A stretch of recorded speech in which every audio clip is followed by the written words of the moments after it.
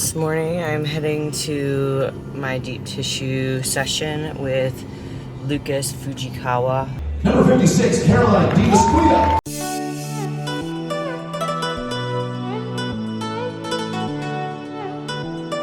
North Atlanta area for deep tissue work. So if anyone wants contact info, feel free to check out the description. I provided it below. And I don't know why people always ask for day in the life videos. I'm like, my life is super lame. Not really. It's not lame, but like my day-to-day is very monotonous. But I think that's why people want to see like what you do in a day if you're in fitness, because the people who are most successful in life are usually doing the same things day in, day out. They have very strict routines, habits, rituals, and that's what's led to their success. So when you're having that type of outcome, you don't want to change what you're doing. There's no point in changing what you're doing, because if you're getting results, if it ain't broke, don't fix it. It's literally one of my favorite slogans that my grandfather taught me.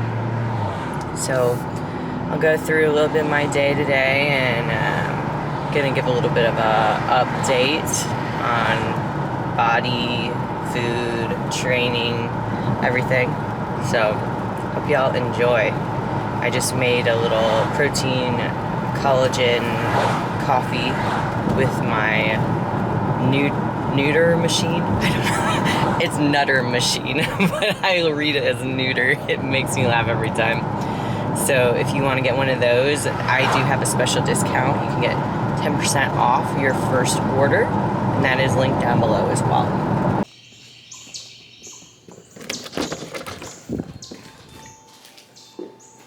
Good morning. I know I'm not David.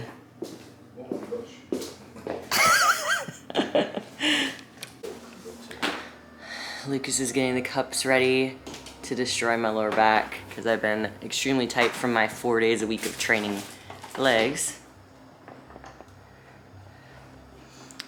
You want to find the best massage therapists in North Atlanta?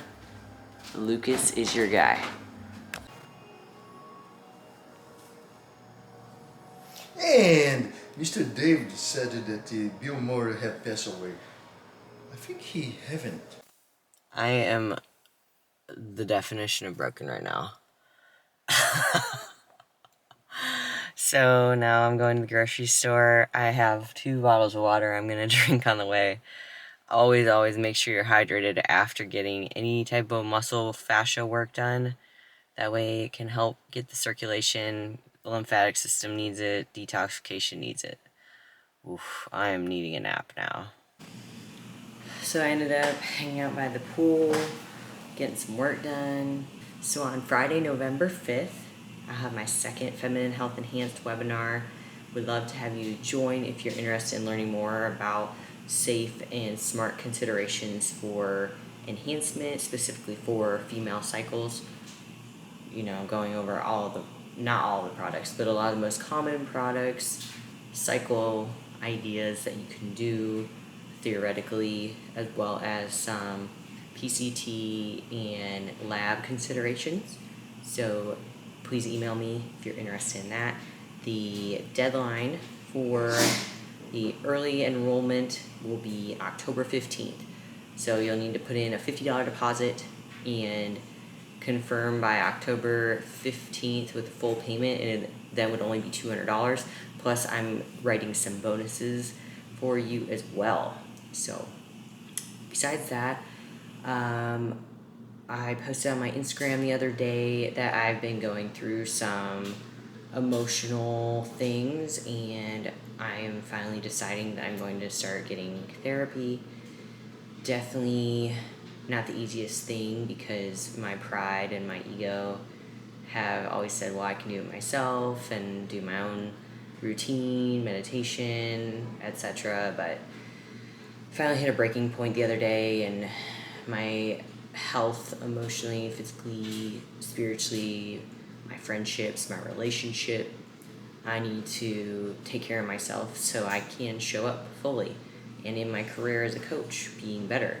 It's actually a gap I see in the industry is a lot of these really good coaches don't know how to have empathy for their clients or be able to understand the emotional coaching piece that goes along with it.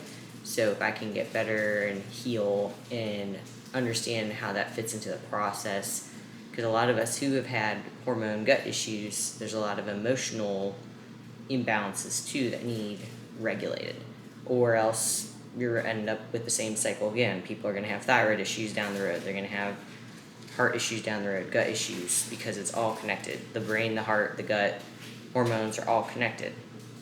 So that's something that if I can get better, and it's a continued process, it's going to be a lifelong process, is always self-checking and being the best version of yourself, but also knowing when you need help and continuing on that journey. So besides that, my appetite has been very low because of that. I'm kind of force feeding myself to eat. I've been enjoying alcohol here and there, which I'm now going to cut that out 100%, and been doing CBD and a few different like nighttime sleep aids to try and regulate my cortisol levels a little bit. Luckily, my blood glucose has been fairly good even when I don't get good sleep, so that's a good thing, I guess. But all in all, with the down-regulated appetite, that can be signs that my leptin is off, which is a hunger-controlling hormone, and that isn't a good thing. But a lot of women, and this is a topic I want to discuss today when it comes to metabolic dysfunction, is a lot of women and some men will say, well, I don't have time to eat in the morning, or I'm not hungry, so they end up intermittent fasting and not eating until like 12 or 1 o'clock when they've been up since 6 a.m. And then later in the day, they end up binging on sweets or denser fat-loaded foods. And unfortunately, a lot of people will plateau in their healing process, specifically hormones or their metabolic healing, by intermittent fasting. Now, there are some pros to fasting, and there's various styles out there. So intermittent fast can actually be several different ways. You can do it every day of the week, you can do it 5 days out of the week, or even just 2 days out of the week. And it's typically going for longer than a 12-hour window of time that you're letting your body rest to digest. So an example of that is if you eat your last meal at night at 7 p.m. and you don't eat again until 7 a.m., that's the 12-hour window. For an intermittent fast, you might go 16 or 18 hours. So it just depends on, some people do 14 hours too. Depends on the person, their schedule, their body, because some people notice when they get really hungry, their blood sugar drops and they start to get dizzy, or they get really irritable, very poor outlook, not as positive outlook in life, very judgmental, and sometimes you get cravings when you wait too long to eat, which is part of the reason why I emphasize to my clients, and when I'm consulting with people, you want to eat meals pretty regularly unless they're very large meals, and notice that within yourself. So you can do trial and error with intermittent fasting, and maybe one day you try to intermittent fast 14 hours and you realize like you can't focus and you're lightheaded. Might not be the best thing for you. Obviously make sure you're hydrated, and not doing a lot of coffee. So that's one type. Another type is doing almost a full day fast. So essentially what you're going to do is eat your last meal of the day, same time you normally do, maybe at 7 p.m. And then you're going to go through that next day and not eat until 7 p.m. And it's almost like a full fast if it's a full 24 hours, but you're still getting calories in, so it's considered more of an intermittent fast because it's not 100% fasted. When it comes to these intermittent fasts, pros, it can help with autophagy, it can help with clearing up your skin, helping the gut get a little bit more cleared out not focusing on motility and eating as often, which bodybuilding is the hardest thing. However, there are some potential negatives. If you're stressed out about not eating, you're spiking your cortisol. If your blood sugar levels can't stay level, that's an issue as well. And when it comes to muscle building, muscle hypertrophy, the studies that I've seen have shown that intermittent fasting does not benefit someone who's trying to put on more muscle. Now, on the flip side, positives, I think there are more positives from a full day or even multiple day fasts to truly tap into autophagy, which is the cellular turnover in our body that happens when it's not trying to process the food that we eat. So, what is that going to help? Longevity, anti-aging, anti-cancer in some instances. It can help with hormone balance. Now, like I said, I actually see more benefit from a full fast than an intermittent fast in a lot of cases if you can handle it and mentally aren't stressing out about it. You might get hungry, and there's a couple different ways to do a full fast. Most of the time you're doing just water, or you're doing water, tea, black coffee, nothing with added calories. Usually you won't really take your supplements during the day, and then you'll next day just start off as normal. You could also do a fast where there's some people that add in like maybe a fruit. I've heard apple being done, so eating a little bit of apple during the day, or maybe they'll do a little bit of whey protein or amino acids just to help with the gut lining, L-glutamine. But like I said, there's a lot of different theories out there. You just gotta find what works for you. And so when I actually in prep was intermittent fasting, because my calories got so low at one point, I was waking up super early, doing cardio, and I wouldn't eat my first meal till like 11 or 12.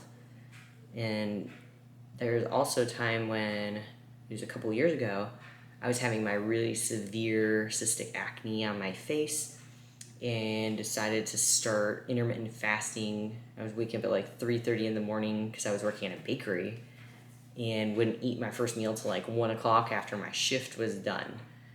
Well, I did notice some of my skin clearing up, but then I also noticed my periods were getting more irregular, not regular. So you gotta really tune into your body and know what's gonna work best for you. And I always say, like, if you're gonna do a fast or an intermittent fast, do it on a day where you're busy, so you aren't thinking about eating and you're distracted. You also want to make sure, and this is a rule of thumb for digestion, don't eat when you're stressed, because it actually makes it harder for the body to digest. It turns off the system when you go into the sympathetic state. The body is focusing on staying safe.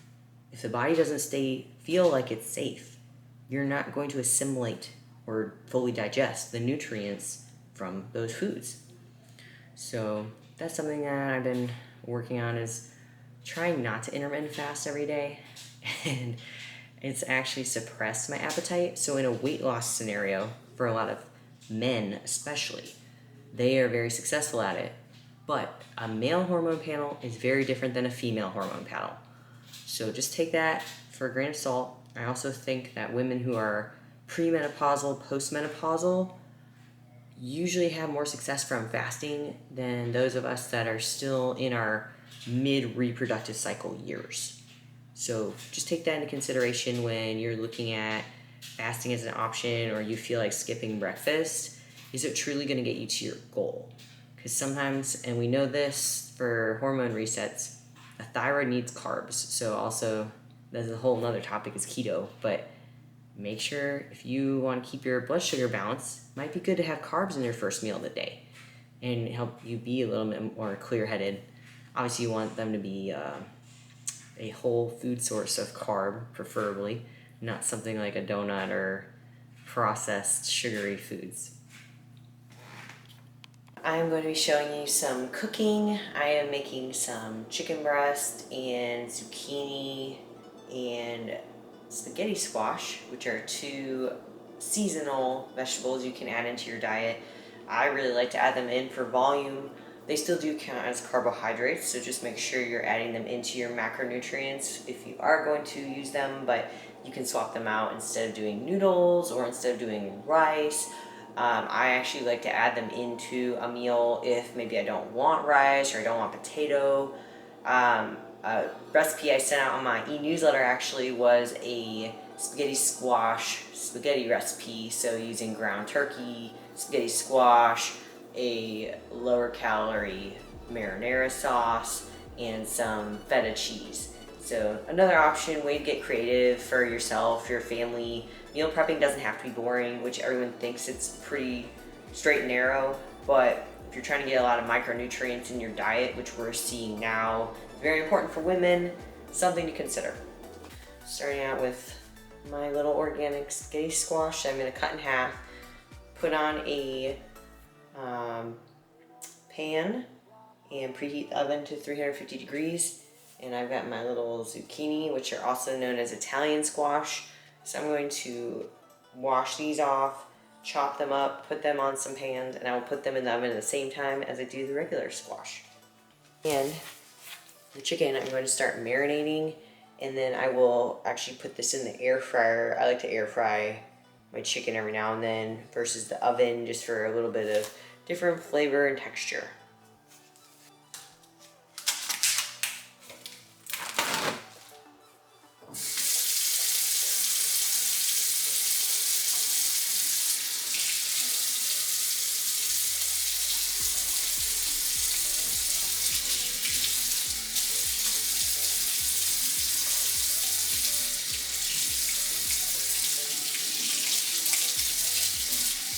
Start by filleting these chicken breasts. That way they will cook a little bit faster, whether you're using an air fryer or a stove top.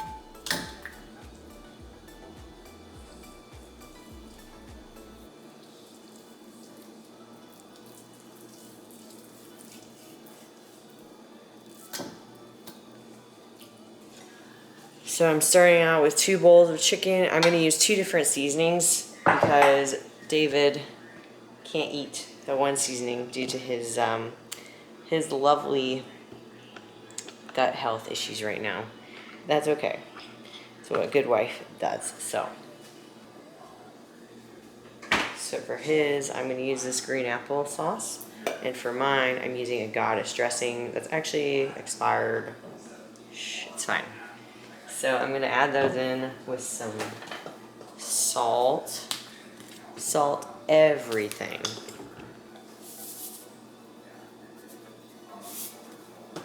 And I'm also going to add some garlic to my bowl.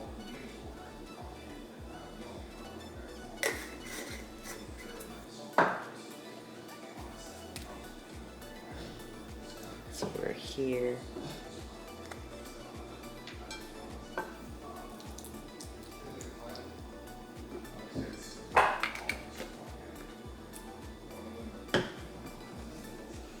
You can pretty much just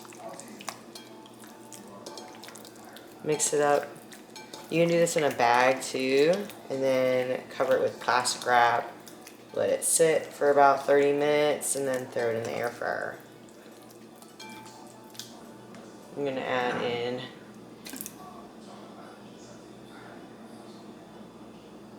saucy lips with everything but the bagel seasoning.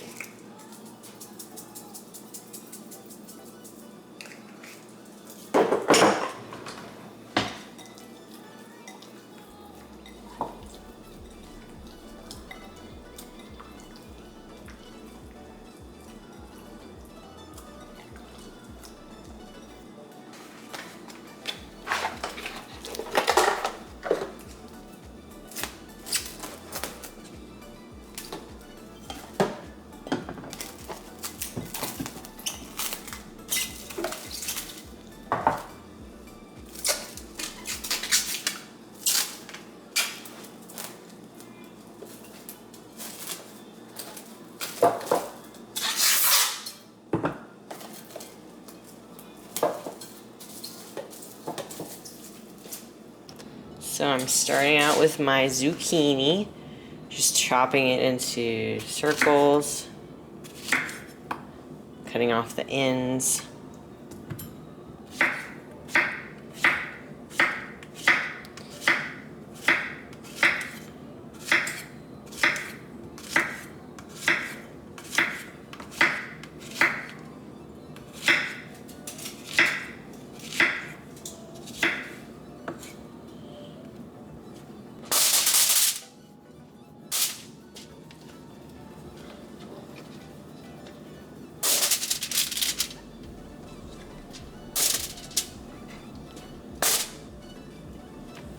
Simply put it on the pan.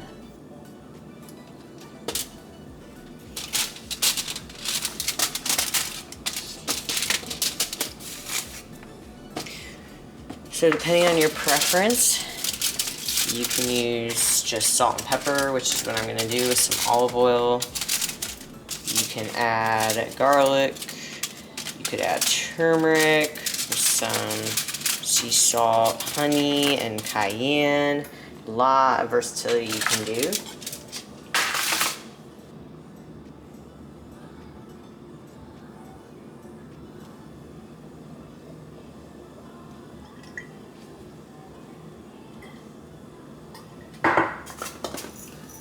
Use some black pepper.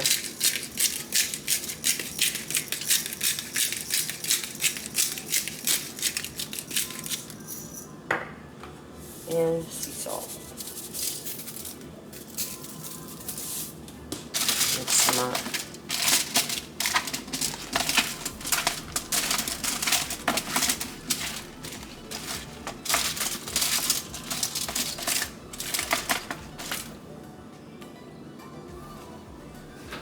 Put in the oven.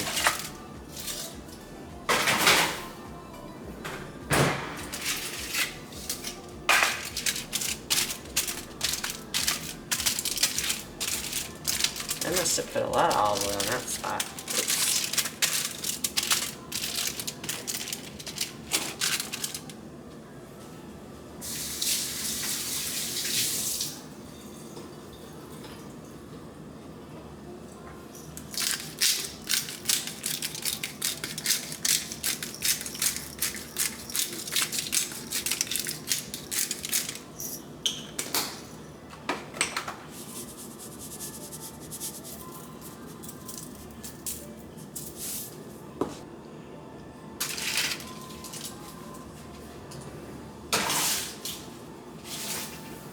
And been there for 30 minutes or so.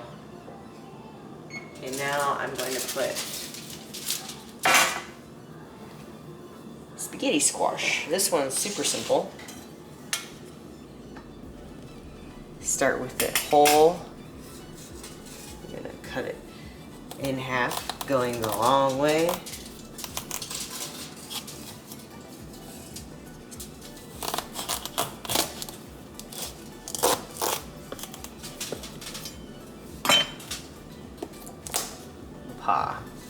And now, you take your ice cream scoop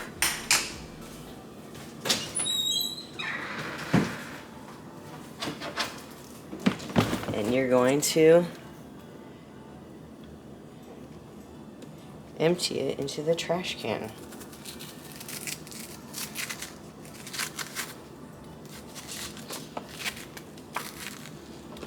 This is the easiest hack that I found. Look at that. All the seeds gone. Olive oil, once more.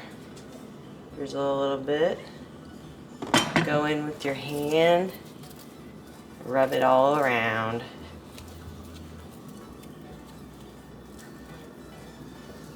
And you set it down on the pan.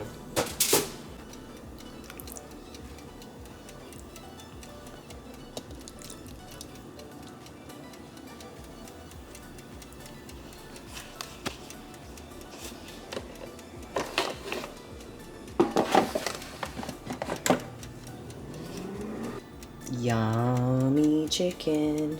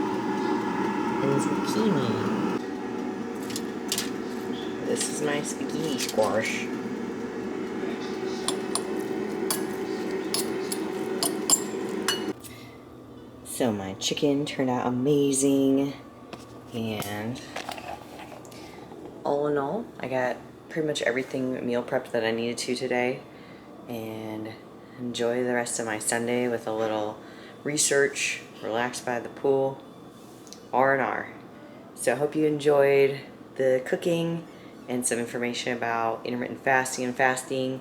Comment below what you want to learn about next, and I will see you again next time.